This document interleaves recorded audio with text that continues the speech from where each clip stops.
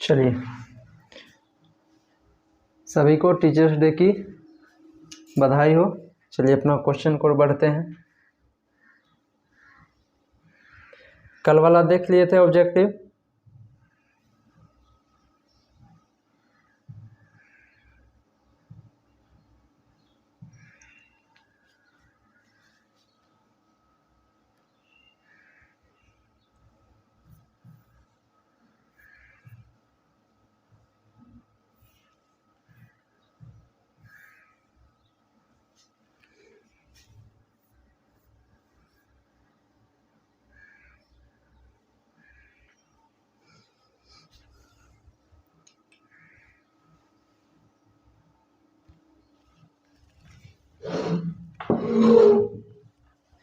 देखिए, physics chemistry खत्म हो गया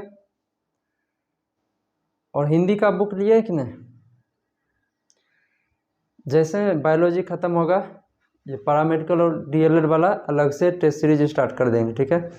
क्योंकि जीके का उतना कुछ खास उसमें रहता नहीं है, तो जीके भी साइड से चलता रहेगा, लेकिन और जीके नॉर्मल रहता है, निगेटिव भी नहीं रहता है, और उतना थोड़ा नॉर्मल भी रहेगा, चलेगा, कोई दिक्कत नहीं है जीके में खास करके।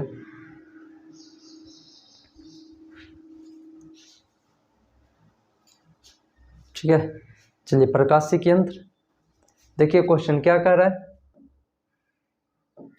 कि आंख के रेटिना पर बना प्रतिबिंब कैसा होता है।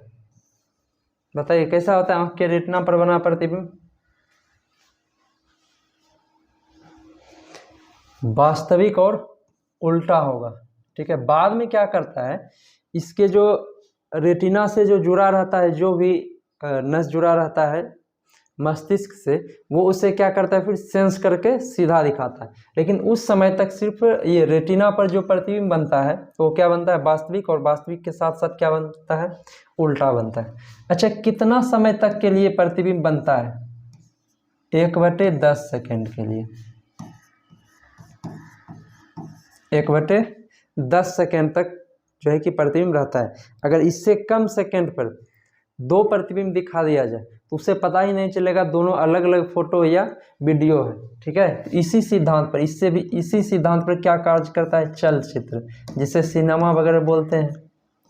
इससे कम टाइम में क्या करता है, एक से अधिक फोटो दिखा दिया जाता है, तो कंफ्यूज हो जाता है कि एक है या अधिक है, तो जिसे हम क्या बोलते हैं, वीडियो बोल सकते हैं, ठीक है। उसी सिद्धांत पर कार्य करता है। अच्छा, मानव रेटिना, अच्छा मानव नेत्र कौन सा लेंस होता है,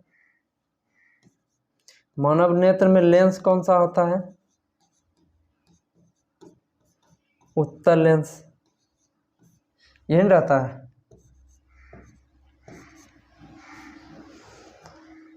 ठीक है, कोई दिक्कत। चलिए अगला देखिए।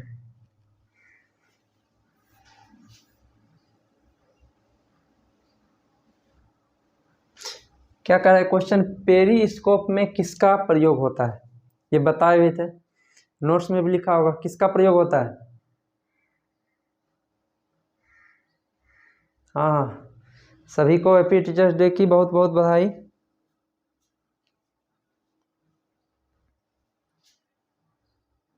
इंटर तक तो बहुत जिलेबी खाए होंगे टीचर्स डे में।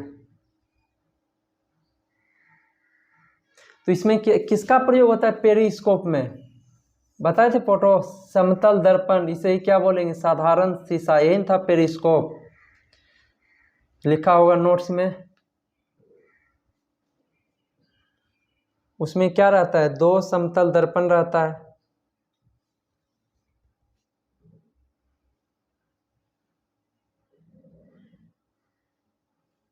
ये दोनों फोटो दिखाए थे इसका।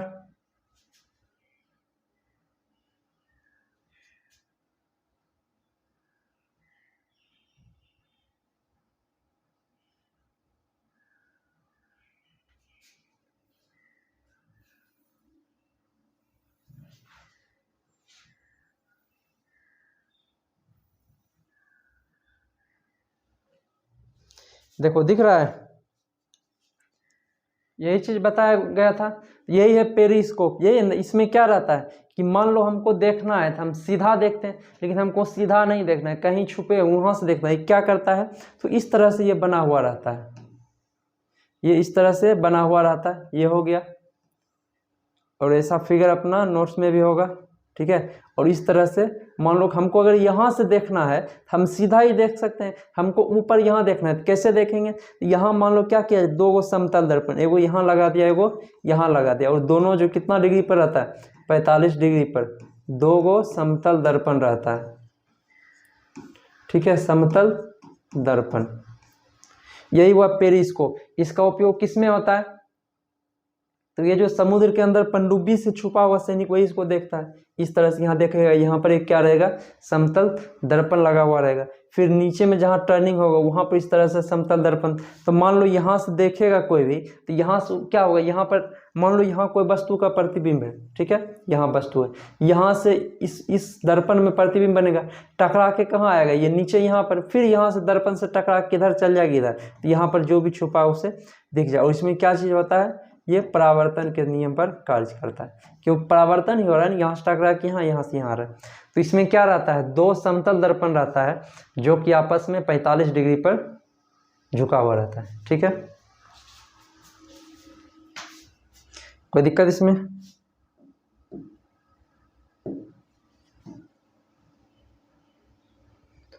तो क्या हो जाएगा इसमें आंसर, साधारण शीशा, या इसे और क्या बोलते हैं, समतल दर्पण बोल सकते हैं।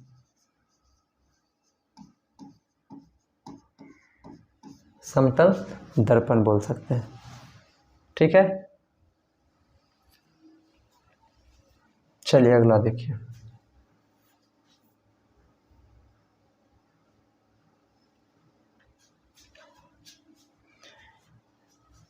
क्या कह रहा है, सूक्ष्मदर्शी प्रयुक्त होता है निम्नलिखित के उपयोग में देखने हेतु। क्या हो जाएगा आंसर,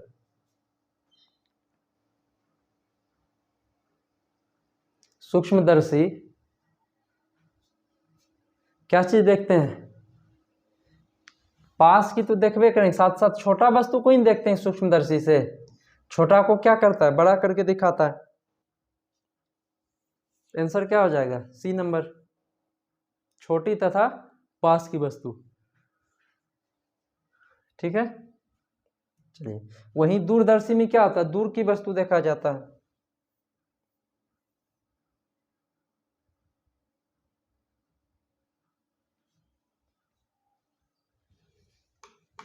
चलिए क्या हो जाएगा इसका आंसर,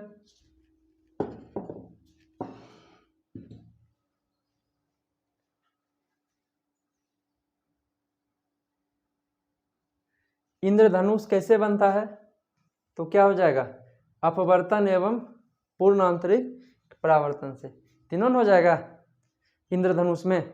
अब देखिए, अपवर्तन और साथ साथ पूर्ण आंतरिक परावर्तन। इंद्रधनुष में क्या होता है, तो सूर्य प्रकाश किसमें विभाजित होता है, सूर्य प्रकाश जब क्या होती है कि वायुमंडल में जो मौजूद नमी है या वर्षा की बूंद बोल सकते हैं, उससे टकराने के बाद कितने रंगों में विभाजित हो जाती है, 7 रंगों में। इसे ही क्या कहते हैं, जो कि वर्ण पट्टी, वर्ण विक्षेपण, वही इंद्रधनुष कहलाता है। इंद्रधनुष कितने प्रकार के होते हैं, इंद्रधनुष के 2 प्रकार हैं। पहला कौन सा है, प्राथमिक, पहला हो गया प्राथमिक इंद्रधनुष, ठीक है। इसमें क्या होता है, 2 बार अपवर्तन और क्या होता है, 1 बार परावर्तन। वही तो परावर्तन का ही रूप क्या हो गया, पूर्णांतरिक परावर्तन। तो 1 बार इसमें क्या होता है, परावर्तन होता है। ये ज्यादा चमकीला दिखता है, ये जो है कि ज्यादा चमकीला दिखता है। और इसमें अगर इस तरह से बनेगा, ठीक है, तो रेड सबसे ऊपर रहता है, तो वही रेड ऊपर रहेगा और अंदर क्या रहेगा, बैगनी, 7 रंगों में विभाजित जो होता है। तो या ये भी बोल सकते हैं इसमें जो है कि बाहर की ओर क्या रहता है, लाल, बाहर की ओर लाल रहेगा और अंदर की ओर क्या होता है, बैगनी, और अंदर की ओर बैगनी होता है, ठीक है। और दूसरा क्या होता है इसमें, द्वितीयक इंद्रधनुष, यही नहीं होता है, प्राथमिक और द्वितीयक। द्वितीय केंद्र। इसमें क्या होता है, 2 बार अपवर्तन होता है और 2 बार परावर्तन भी होता है, 2 अपवर्तन और 2 परावर्तन। और ये क्या होता है, इसकी अपेक्षा प्राथमिक की अपेक्षा कम चमकीला होता है, ठीक है। और इसमें जो है बाहर की ओर बैगनी, ये मतलब क्या समझ लेंगे, उल्टा हो जाता है, बाहर की ओर क्या रहता है, या बाहर या ऊपर क्या रहता है, बैगनी, और अंदर की ओर या नीचे की ओर क्या रहता है, लाल, ठीक है। ये क्या होता है, प्राथमिक का जस्ट उल्टा होता है।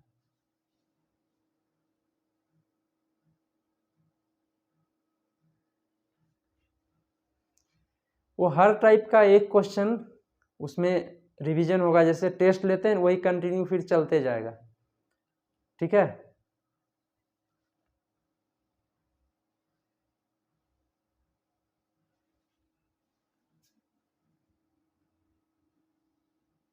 चलिए, कोई दिक्कत इसमें?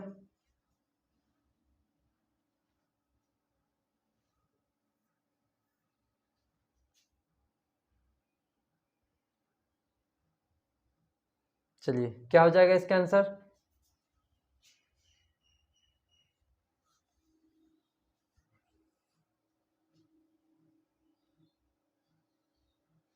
कहाँ गया नोट्स वाला कॉपी?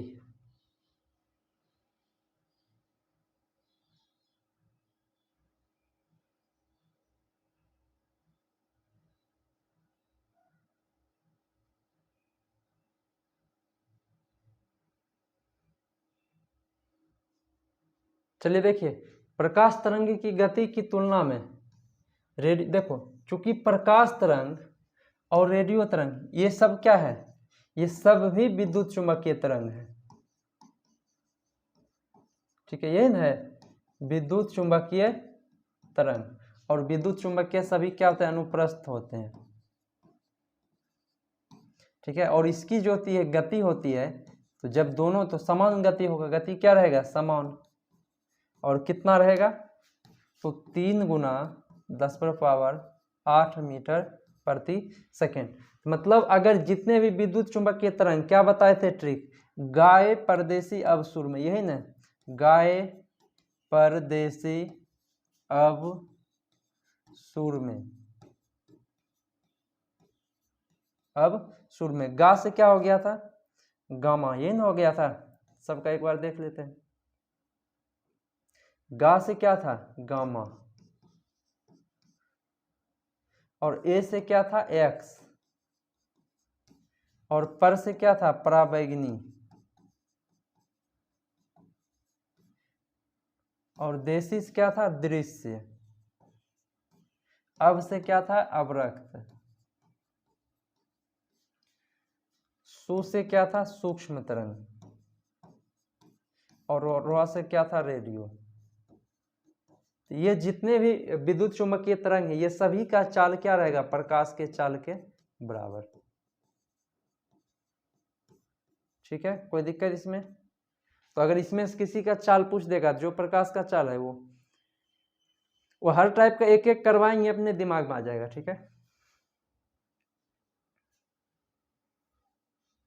चलो, पिछला कोई दिक्कत हुआ? चलो बताओ, इसका क्या हो जाएगा आंसर। पीली रोशनी में एक गहरी नीली वस्तु कैसी दिखाई पड़ेगी?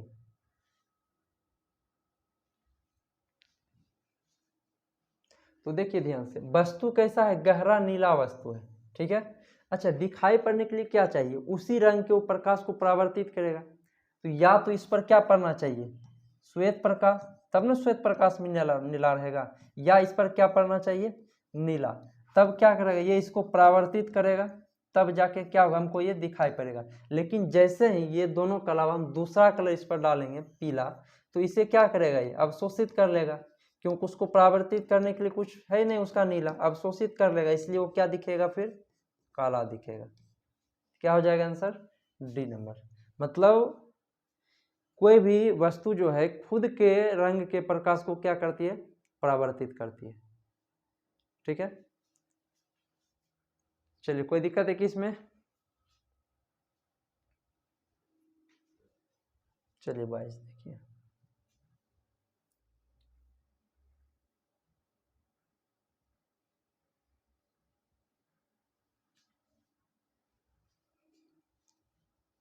क्या कह रहा है, किससे गुजरने पर प्रकाश की गति न्यूनतम होती है। ये सब में किसमें न्यूनतम होगा प्रकाश की गति, सबसे कम किसमें होगा, न्यूनतम किसमें हो जाएगा।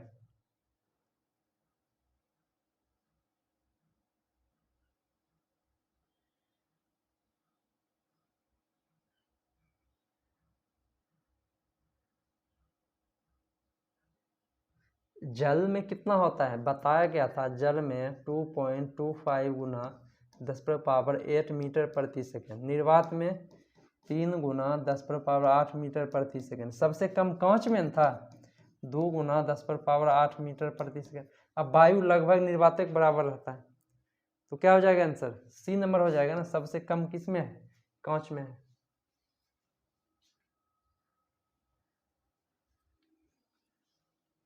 चलिए अगला देखिए।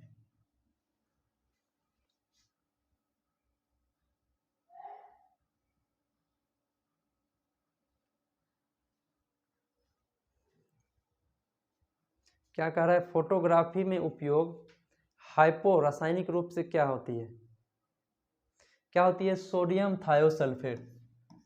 ये डायरेक्ट पूछा जाता है, इसी तरह से बताया भी गया, हाइपो क्या होता है, सोडियम थायोसल्फेट होता है।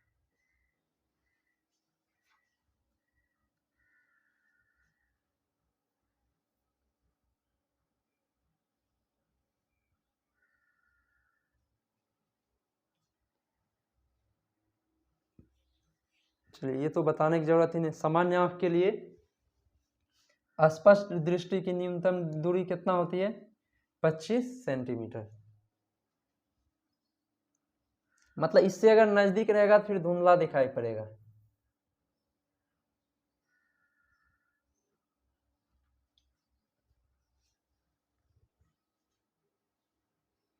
सूर्य प्रकाश कितने मिनट में धरती तक पहुंचने में लेता है, 8 मिनट 16 सेकेंड, ठीक है।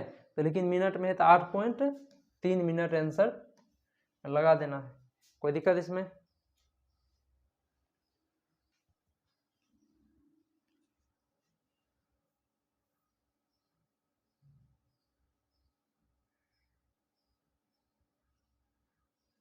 चलिए क्या कह रहे, फोटोग्राफी में प्रयुक्त प्रकाश संवेदी यौगिक है, क्या हो जाएगा, लिखा हुआ है सिल्वर ब्रोमाइड। और कभी कभी ये भी पूछता है कि श्याम श्वेत फोटोग्राफी, नहीं श्याम श्वेत, जिसे अंग्रेजी में क्या कहते हैं, ब्लैक एंड व्हाइट। श्याम श्वेत मतलब क्या हो गया, ब्लैक एंड व्हाइट फोटोग्राफी, ठीक है। कोई दिक्कत इसमें।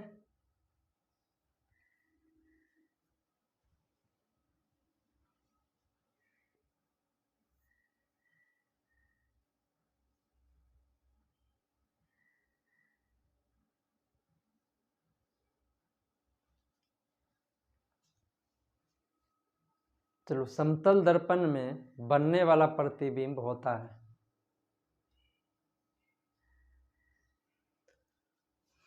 क्या हो जाएगा इसमें, एक टर्म क्या रहता, पार्श्विक उल्टा, अच्छा बराबर रहता है, एक छोटा रहता है, बराबर रहता है, काल्पनिक और सीधा रहता है, नहीं ये नहीं रहता है, काल्पनिक रहेगा और सीधा रहेगा। और जब प्रतिबिंब काल्पनिक रहेगा तो क्या उसे पर्दे पर प्राप्त किया जा सकता है, पर्दे पर प्राप्त नहीं किया जा सकता है। और साथ ही साथ क्या रहता था, पार्श्विक उल्टा, पार्श्विक उल्टा, ठीक है। कोई दिक्कत इसमें। चलिए आगे देखिए।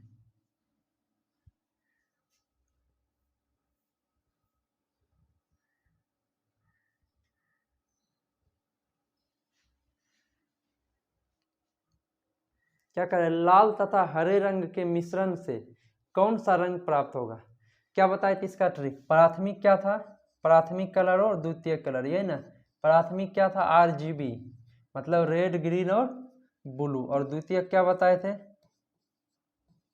समय, सियान मैजेंटा और येलो। यहाँ क्या कह रहा है कि लाल तथा हरा रंग के मिश्रण से, मतलब लाल और हरा को मिलाना है, ठीक है, रेड और ग्रीन मिलाना है। बच कौन गया? ब्लू। ब्लू के नीचे कौन है? वाई। आंसर क्या हो जाएगा? येलो, मतलब पीला, इसका क्या हो जाएगा? आंसर हो जाएगा। और एक प्राथमिक और एक द्वितीयक मिलता है, क्या बनता है? श्वेत। ठीक है, एक प्राथमिक और एक द्वितीयक क्या बनाएगा? श्वेत बनेगा। या तो तीनों प्राथमिक मिल जाएगा तो क्या बनेगा? वो फिर श्वेत बनेगा। ठीक है, ये ट्रिक याद रहेगा, बाकी याद रखने की जरूरत है नहीं, इसी सब क्या होगा? बन जाएगा, है कि नहीं? कोई दिक्कत इसमें? चलिए अगला देखिए।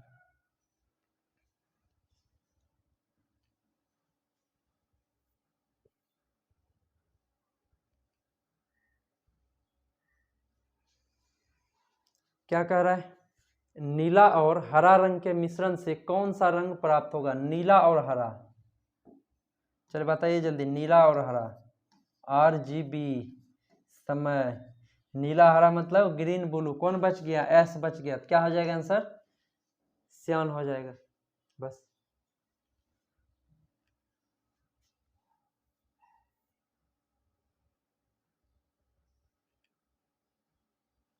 चलिए क्या कह रहा है कि पृथ्वी के वायुमंडल की अनुपस्थिति में आकाश कैसा प्रतीत होगा?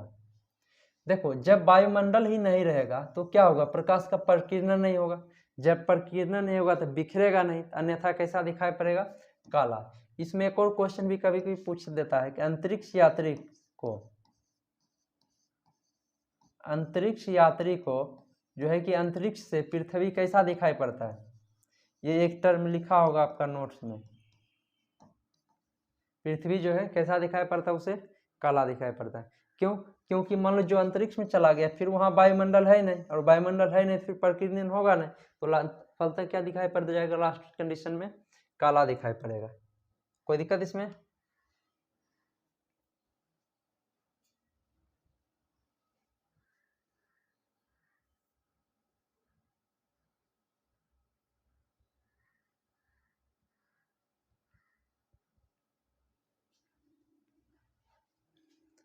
चलिए क्या कह रहा है कि जरा दूरदर्शिता यानी प्रेस बायोपिया को सही करने के लिए किस लेंस का इस्तेमाल किया जाता है? क्या हो जाएगा? द्विफोक्सी लेंस या बाईफोकल लेंस। ठीक है, चलिए यहाँ अवतल लेंस का बात आया है। अवतल लेंस किस दोष को दूर करने के लिए है? तो निकट दृष्टि दोष, यह निकट दृष्टि दोष। उत्तल लेंस दीर्घ दृष्टि दोष, यही, या दूर दृष्टि दोष बोल सकते हैं। बेलनाकार लेंस किसको ठीक करने के लिए? तो अबिंदुकता, अबिंदुकता, इसे एस्टिग्माटिज्म भी बोलते हैं, एस्टिग्माटिज्म। इसमें क्या होता है? अबिंदुकता में क्षैतिज और ऊर्ध्वाधर एक साथ नहीं दिखता है। क्षैतिज और ऊर्ध्वाधर जो एक साथ नहीं दिखता है, मतलब अगर इतना ऐसे ऐसे लाइन बना दें और इस तरह से, अगर जिस व्यक्ति को ये अबिंदुकता बीमारी हुआ रहेगा, उसे क्या होगा? या तो ये क्षैतिज दिखेगा तो ये ऊपर वाला नहीं दिखेगा, और ये दिखेगा फिर ये नहीं दिखेगा, और ये दिखेगा फिर ये नहीं दिखेगा। ठीक है, और ये जो बाईफोकल द्विफोक्सी लेंस है जरा दूरदर्शिता में, उसे क्या होता है? न तो नजदीक सही दिखाई पड़ता है और नहीं तो दूर का सही दिखाई पड़ता है। तो देखते हुए स्कूल में जो पुराना टीचर हो गया है, वो उसका लेंस जो रहेगा चश्मा, उसमें डबल लेंस रहता है, ऐसे रहेगा, और साथ साथ यहाँ पर इस तरह से भी वो लेंस बना दिया रहेगा। देखते हैं कि नहीं? डबल, तो वही हो गया द्विफोक्सी लेंस या बाईफोकल लेंस। उसमें क्या हो गया? दोनों प्रकार का लेंस मिला दिया जाता है।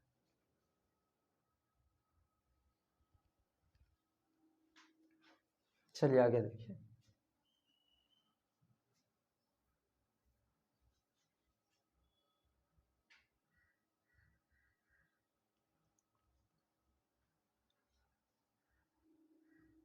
क्या कर रहा है? अवतल लेंस में प्रतिबिंब हमेशा बनता है, जैसे उत्तल दर्पण में बनता है उसी प्रकार क्या होगा? देखो क्या कंडीशन बताए थे? जो कंडीशन अवतल दर्पण में रहता है वही अगर लेंस में जाएंगे तो सेम क्या हो जाता है? उत्तल लेंस में। ठीक है, और जो कंडीशन उत्तल दर्पण में रहता है वही कंडीशन क्या हो जाता है? अवतल लेंस में। तो अवतल लेंस में क्या हो रहा था? फिर सामने ही बन जा रहा था ना।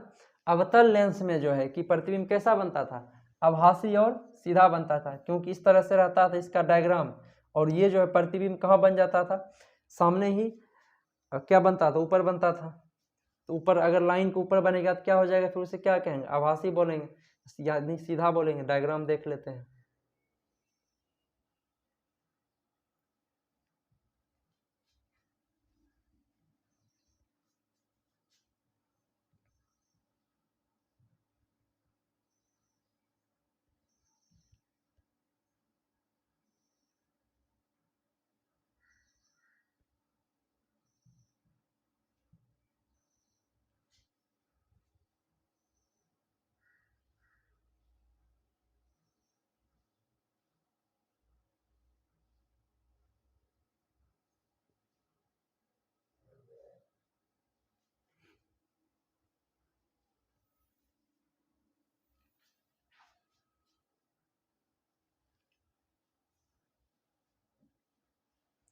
देखिए, जैसे उत्तल दर्पण में छोटा प्रतिबिंब बनता है और सामने उसी प्रकार अवतल लेंस में, ये देखो ये क्या है, ये हो गया वस्तु, ये हो गया वस्तु, ये जो छोटा वाला ये क्या है, प्रतिबिंब।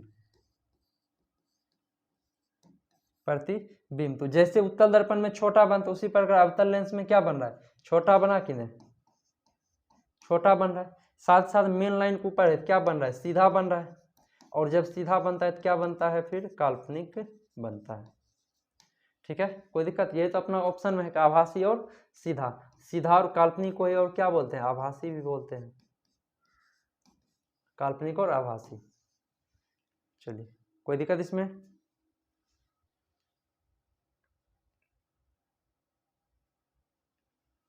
चलिए अगला देखिए।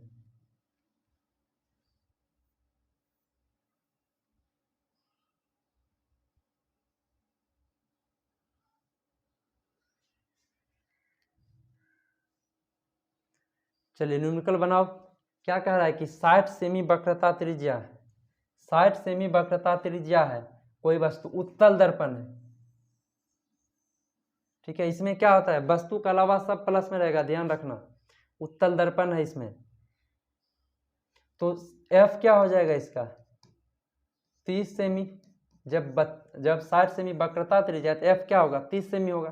कह रहा है 15 सेमी की दूरी पर वस्तु रखी है, मतलब यू क्या हो जाएगा, 15 मतलब -15 सेंटीमीटर। क्या पूछ रहा है, भी पूछा जा रहा है, तो फॉर्मूला लगा दो।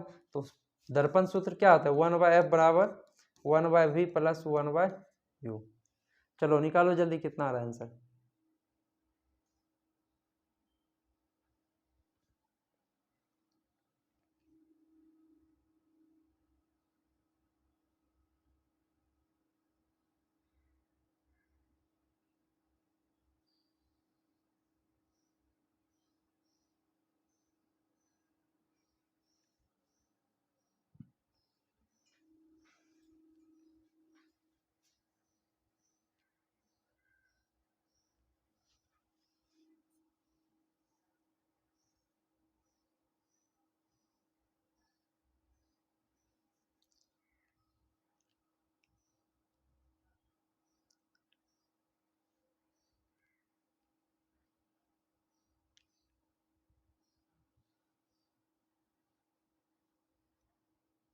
दस सेमी आ गया। तो देखो एफ दिया हुआ है 1/30, लिख देते हैं 1/30। अच्छा भी निकालना है, यू अगर मान लो इस तरफ आएगा, बराबर क्या हो गया 1/v, अब माइनस क्या हो जाएगा 1/15। अगर दोनों इस तरफ आएगा तो क्या हो जाएगा 1/30 जोड़ 1/15 बराबर 1/v हो जाएगा। इसका लघुत्तम क्या होगा 30 होगा, 1 जोड़ 2 हो जाएगा, क्या हो जाएगा 1/v। उसके बाद ये क्या हो जाएगा 3/30 बराबर 1/v। अब ये कट जाएगा, यहाँ पर 3 से कट जाएगा कितना बार में, 10 बार में, तो v बराबर क्या हो गया 10। आंसर क्या हो जाएगा, सी नंबर इसका आंसर हो जाएगा। चलिए कोई दिक्कत इसमें।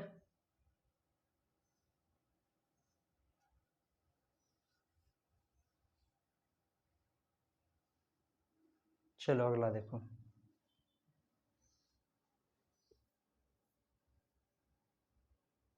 चलिए अभी तुरंत बताए थे, ये जो परिदर्शी है पेरिस्कोप है, क्या कर रहा है, परिदर्शी यानी पेरिस्कोप किस सिद्धांत पर कार्य करता है, क्या हो रहा था उसमें, 2 बार जो समतल दर्पण लगाया हुआ था दोनों में क्या हो रहा था, अभी बताए थे, परावर्तन ही हो रहा था ना। तो किस सिद्धांत पर काम करेगा, फिर परावर्तन हो जाएगा आंसर, क्योंकि वो जो 2 दर्पण इस तरह से लगा हुआ था,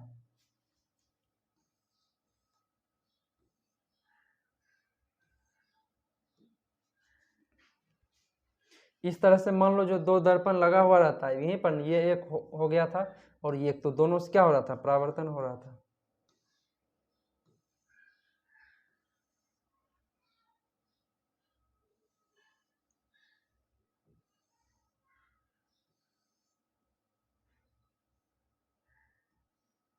चलिए कोई दिक्कत इसमें।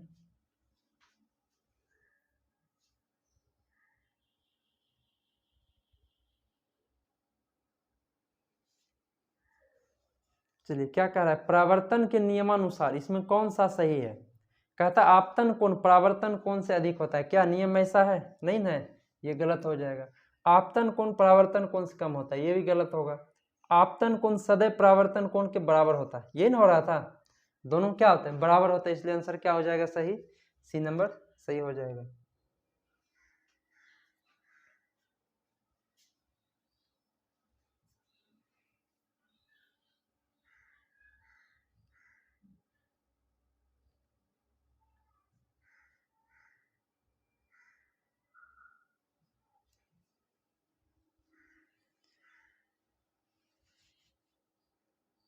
देखिए वाहनों के अग्रदीप यानी हेडलाइट में किस दर्पण का प्रयोग होता है, जब परवलय नहीं दिया रहेगा तब हम अवतल दर्पण आंसर लगाएंगे, ठीक है, लेकिन जब परवलय दिया रहेगा फिर हम परवलय दर्पण में आंसर लगाना, ये बात थोड़ा सा अच्छा ध्यान रख लेना, ठीक है, कोई दिक्कत।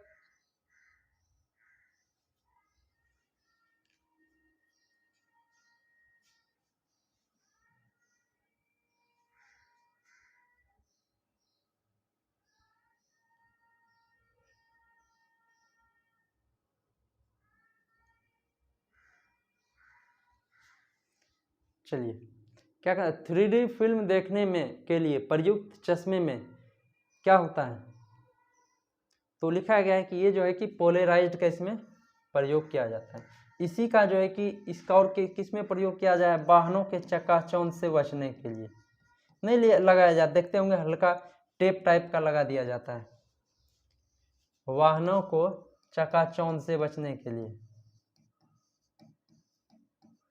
मतलब ये 3D फिल्म देखने के लिए जो चश्मा दिया जाता है उसमें पोलराइज्ड मतलब क्या होता है, उसमें इंक्लूड किया हुआ रहता है।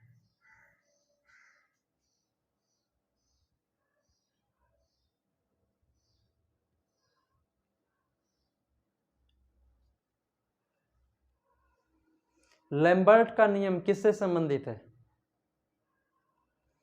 तो लैम्बर्ट का नियम जो है कि प्रदीप्ति से संबंधित है, ठीक है, ये मटेरियल में डाल भी दिए हैं, उसको याद भी कर लेना है।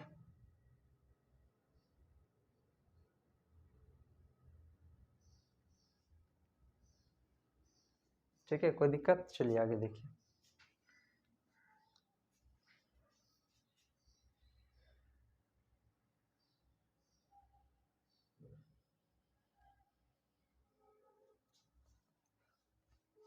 क्या कर रहा है, सूर्य से निकलने वाली हानिकारक विकिरण परावैंगनी किरण को रोकने में वायुमंडल का कौन सा परत मदद करता है, कौन सा परत मदद करता है, ओजोन परत, ठीक है, हालांकि हम जितना भी एसी फ्रिज वगैरह इस्तेमाल करते हैं उससे जो हानिकारक गैस उससे जो भी गैस निकलती है जैसे क्लोरोफ्लोरोकार्बन अमोनिया फ्रियोन ये सब का उपयोग करते हैं, उससे क्या होता है, ओजोन परत का फिर क्षय हो रहा है धीरे धीरे।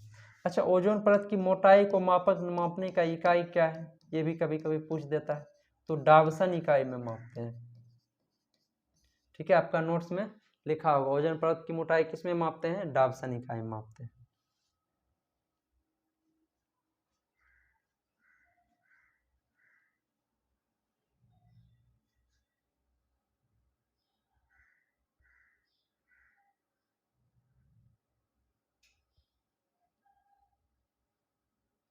चलिए ये सेम क्वेश्चन अभी बताया गया, बताइए इसका आंसर हम नहीं बताने वाले हैं।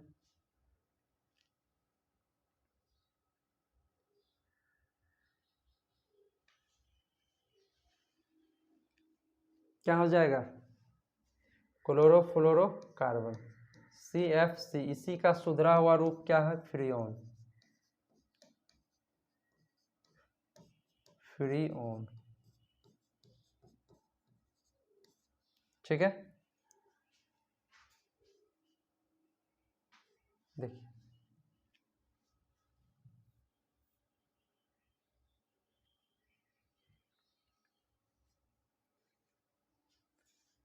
किस वैज्ञानिक ने, प्रसिद्ध वैज्ञानिक ने सर्वप्रथम टेलीस्कोप के माध्यम से आसमान को देखा था?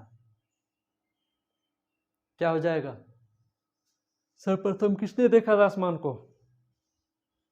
आंसर नंबर ए हो जाएगा गैलीलियो। गैलीलियो का पूरा नाम क्या है? गैलीलियो गैलीली, यही ना नाम है? गैलीलियो गैलीली, कहीं पूछ देगा। गैलीली, ठीक है।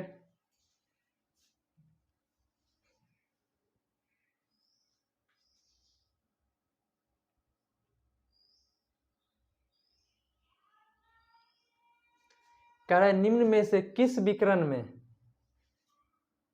सबसे कम तरंगदैर्घ्य होता है? क्या बताए थे? ये सभी क्या है? तो इसमें जो भी है इसका तरंगदैर्घ्य, जिसकी आवृत्ति अधिक होती है उसका तरंगदैर्घ्य क्या होता था? कम होता था। इसमें सबसे ज्यादा आवृत्ति किसका है? गामा का ही है ना। तो ऑटोमेटिक, इसलिए क्योंकि जब हम विद्युत चुंबकीय देखते हैं तो गाये से स्टार्ट होता है, गाये। तो इधर जो था इसकी क्या अधिकतम थी? आवृत्ति अधिकतम थी। और इधर जब लास्ट में आता है अब सुर में, ठीक है, तो यहां पर क्या अधिकतम हो रहा था? तरंगदैर्घ्य। और ये जो था बायां साइड, और ये जितना ज्यादा आवृत्ति उतना क्या था? खतरनाक, ज्यादा न खतरनाक था। अच्छा, जब अल्फा बीटा गामा देखते हैं तो उन तीनों में खतरनाक कौन हो जाता है? गामा। इसका मतलब गामा खतरनाक है, गामा की आवृत्ति अधिक है। और एक्स किरण की अपेक्षा देखो गा ए, तो एक्स किरण के पहले भी क्या आवृत्ति? तो सबसे ज्यादा आवृत्ति किसका है? गामा का है। इसका मतलब इसका क्या होगा? सबसे कम क्या होगा? इसका तरंगदैर्घ्य होगा। सबसे कम तरंगदैर्घ्य किसका होगा? गामा का हो जाएगा। ठीक है, इस तरह से डायग्राम भी अपना नोट्स में दिया हुआ है। तो गामा किरण का क्या हो जाएगा? तरंगदैर्घ्य सबसे कम होगा, क्योंकि इसकी आवृत्ति क्या होती है? सबसे अधिक होती है।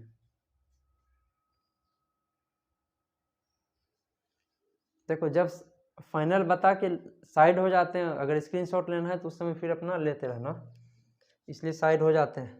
बीच बाद में नहीं बोलना, फिर बीच में आ जाते हैं। चलो, क्या कह रहा है कि मोटर कारों में हेडलाइट की चकाचौंध को हटाने के लिए किसका प्रयोग किया जाता है?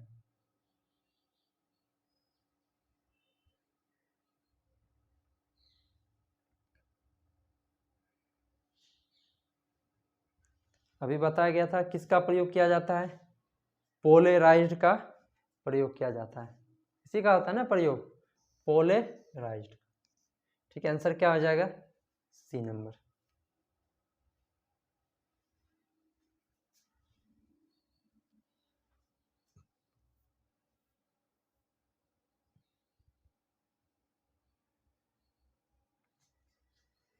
देखिए क्या कह रहा है, अधिकतम जैविक क्षति किससे होती है? मतलब इसमें कौन ज्यादा हानिकारक है? वही ना कहने का मतलब, अधिकतम जैविक क्षति का मतलब क्या हो गया? कौन सबसे ज्यादा हानिकारक है? अभी तुरंत बताया गया था। सबसे ज्यादा खतरनाक कौन है? गामा किरण, इसी से ना ज्यादा हानि होगा। तो सबसे ज्यादा जैविक क्षति किससे हो गया? गामा किरण से हो गया। कोई दिक्कत इसमें?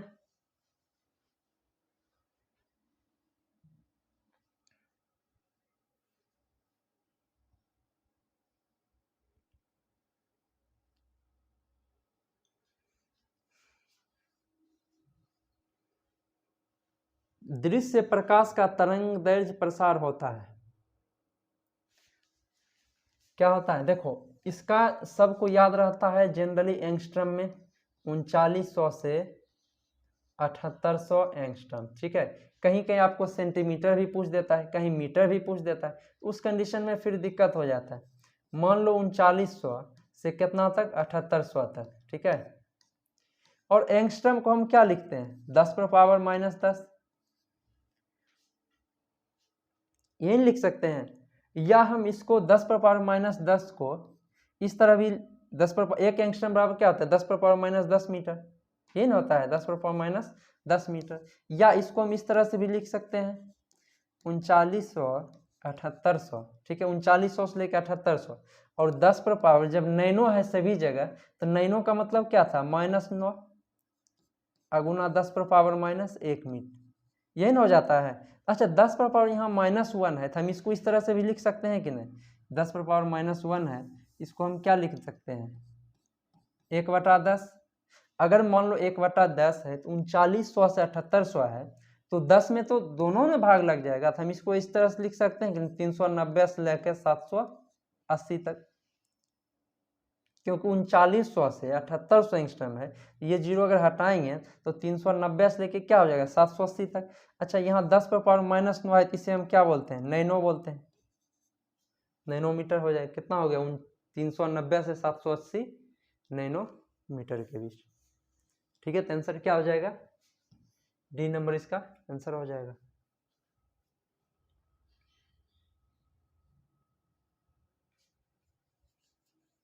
चलिए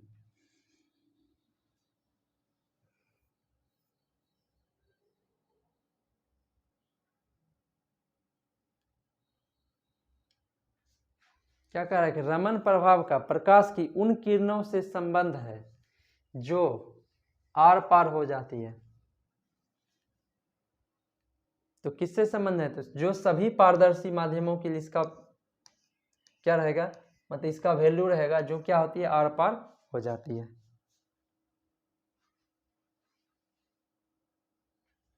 ठीक है, कोई दिक्कत इसमें,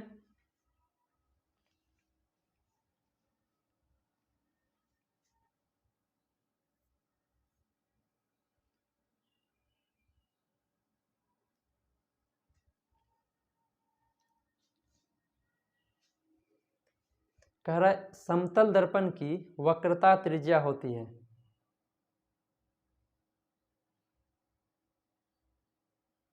देखो क्षमता बिल्कुल नहीं रहता है, क्योंकि वो क्या करता है बराबर समतल प्लेट हो गया, तो समतल प्लेट या समतल दर्पण जब हो गया तो इसका क्षमता नहीं, इसका मतलब वक्रता त्रिज्या बोलो या फोकस, वो सब क्या रहेगा अनंत रहेगा, बहुत ज्यादा रहेगा तब ना इसका क्या होगा कोई भी क्षमता नहीं रहेगा।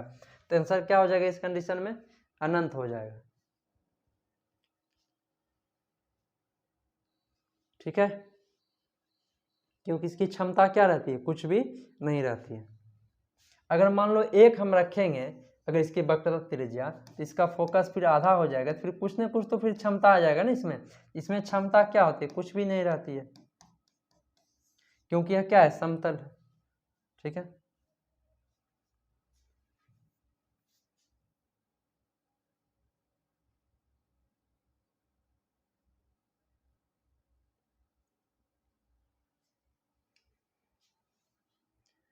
क्या कह रहा है, खगोलीय दूरदर्शी से बना प्रतिबिंब होता है।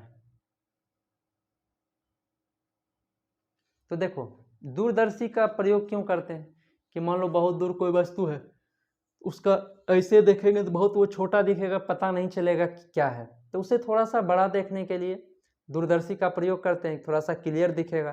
ठीक है, और साथ साथ वो क्या बनाता है, काल्पनिक प्रतिबिंब बनाता है। ठीक है, तो क्या हो जाएगा बी नंबर इसका आंसर हो जाएगा, काल्पनिक और बड़ा बनाता है। हम बड़ा देखने के लिए क्या करते हैं, दूरदर्शी का इस्तेमाल करते हैं। ठीक है,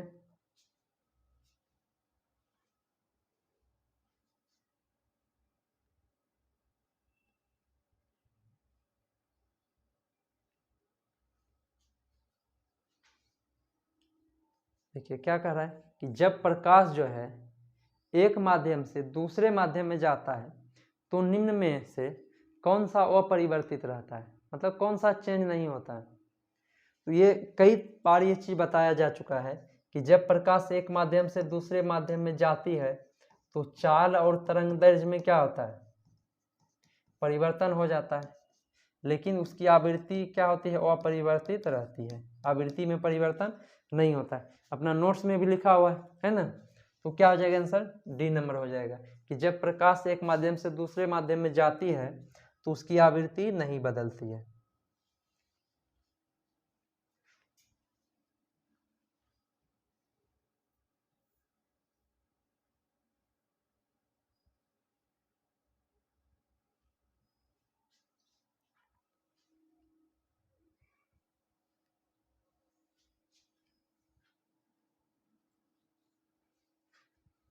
देखो जैसे बोलता है ना 1 जनवरी को पढ़ो तो सब दिन पढ़ेगा, वैसे आज शिक्षक दिवस आज पढ़ो तो सब दिन पढ़ेगी, है ना? ठीक।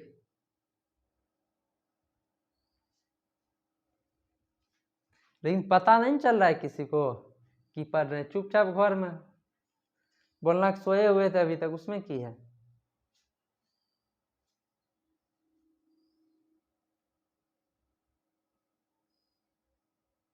और रिवाइज एकदम करते चलो, और मैं हिंदी का जल्दी से बुक ले लो, ठीक है?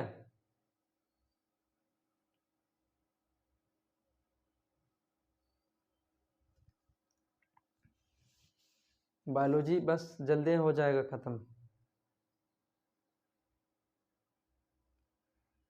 चलिए क्या हो जाएगा, पढ़ने के काम आने वाला ग्लासेस किस प्रकार के लेंस से बढ़ते हैं। अच्छा सिंपल बता दे रहे हैं कि कभी कभी देखते हैं औजार बक्स वाला जो पढ़ते हैं लेटर बड़ा दिखता है, पढ़ने के लिए लेंस क्यों लगाएंगे? अगर मान लो हमको छोटा दिख रहा है तभी ना लेंस लगाएंगे, बड़ा तो दिखेगा नहीं। जब भी रहता है लिखावट छोटा रहता है, तो जिसको नहीं दिखता उसे बड़ा दिखने के लिए क्या चीज़ चाहिए, फिर उसमें कौन सा लेंस रहता है? तो उत्तल लेंस ही ने क्या करता है कि प्रतिबिंब को बड़ा करता है। अवतल लेंस का तो एक ही कंडीशन, इसमें क्या बन रहा था, छोटा, तो उत्तल लेंस का प्रयोग हो जाएगा। किसका हो जाएगा? पढ़ने के काम आने वाला लेंस उत्तल लेंस,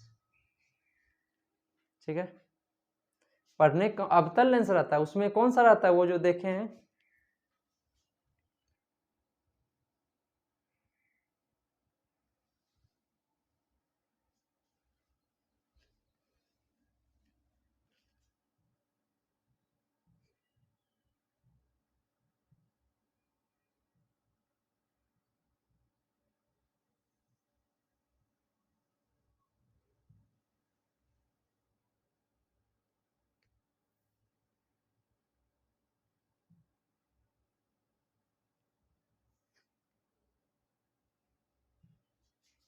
लो एकदम ले आए हैं ओरिजिनल।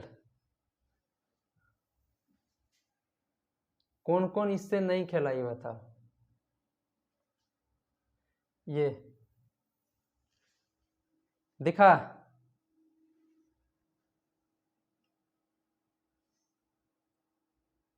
ये लेंस का बात हो रहा है। अवतल देखो, जैसे उत्तल दर्पण में छोटा बनता है वैसे अवतल लेंस में छोटा बनता है ना।